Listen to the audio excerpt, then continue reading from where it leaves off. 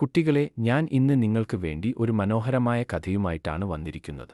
ഒരിടത്തൊരിടത്ത് ഒരു വലിയ കാടുണ്ടായിരുന്നു. പച്ചപ്പും ശാന്തതയും നിറഞ്ഞ അതിമനോഹരമായ ഒരു കാടായിരുന്നു അത്. ആ കാട്ടിൽ ഒരുപാട് ജീവികൾ താമസിച്ചിരുന്നു. അവരുടെ എല്ലാം വീടായിരുന്നു ആ കാട്. അങ്ങനെ ഇരിക്കെ ഒരു ദിവസം വലിയ ശബ്ദത്തോടെ ചില യന്ത്രങ്ങളും മനുഷ്യരും കാടിനുള്ളിലേക്ക് എത്തി. അവർ മരങ്ങൾ മുറിക്കുകയും വിഷപ്പുക ഉയർത്തുകയും ചെയ്തു. നമ്മുടെ വീടാണ് ഇവർ നശിപ്പിക്കുന്നത്. ആന പറഞ്ഞു. അങ്ങനെ അവരെല്ലാം ഒത്തുകൂടി. നമുക്ക് ഒന്നിച്ച് എന്തെങ്കിലും ചെയ്യാം.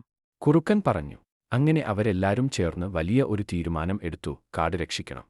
അതിനായി മുറിച്ച തൈകൾക്കു പകരം പുതിയ തൈകൾ നട്ടുപിടിപ്പിക്കുകയും അതിലൂടെ കാടിനെ രക്ഷിക്കാം എന്ന തീരുമാനത്തിൽ എത്തുകയും ചെയ്തു. അതിനായി അവർ കുറെ തൈകൾ കൊണ്ടുവരികയും കുറച്ചുപേർ വിത്ത് നടുകയും കുറച്ചുപേർ വെള്ളം കോരുകയും ചെയ്തു.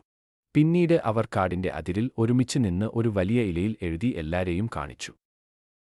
അതുവഴി വന്ന ഒരു കൊച്ചു പെൺകുട്ടി അത് കാണുകയും കണ്ട വിവരം അവരുടെ ഗ്രാമത്തിൽ ചെന്ന് പറയുകയും ചെയ്തു. ഈ വാർത്ത കേട്ട ഗ്രാമത്തിലെ ആളുകൾ അവരുടെ തെറ്റ് മനസ്സിലാക്കുകയും കാടിനെ പുനഃസൃഷ്ടിക്കാൻ ഉള്ള മൃഗങ്ങളുടെ പ്രയത്നത്തെ സഹായിക്കുകയും ചെയ്തു.